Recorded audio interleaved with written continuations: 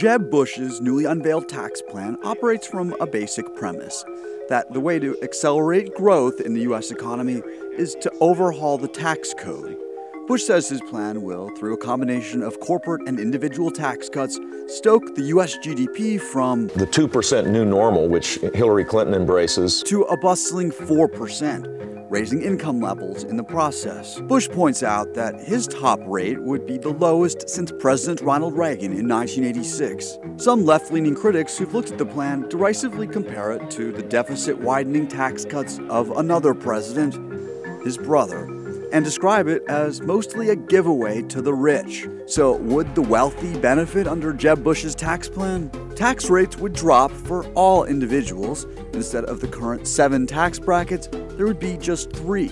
The top rate, paid by the wealthiest individuals, would drop to 28% from the current rate, which is around 40%. What's not clear is how much money wealthy taxpayers would save. That's because Bush says he plans to scrap many tax breaks some of the richest Americans currently enjoy. What tax breaks specifically? One example, for all taxpayers, he would cap the value of itemized income tax deductions, other than charitable ones, at 2% of the filer's gross adjusted income. The cap would apply to mortgage interest deductions, slashing that tax break substantially for many households. This part of the plan would hit higher income households the hardest.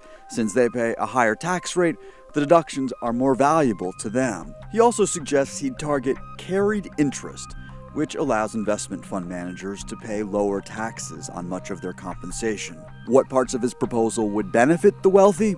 Besides dropping tax rates on regular income, he pledged to reduce tax rates significantly on investment income. And he plans to end the inheritance tax on estates of any size, what he and other Republicans call the death tax. He'd also do away with the so-called marriage penalty. That's when a couple pays more in taxes together than if they filed as individuals. What about the middle class? Bush's plan would increase the standard deduction from $12,000 for married filers to $22,600. He says that means married filers with incomes below $38,600 would no longer pay income taxes at all. And married couples at the $50,000 income level would see a 50% cut in their income taxes.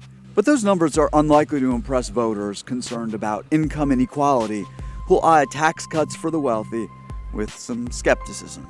That's the short answer.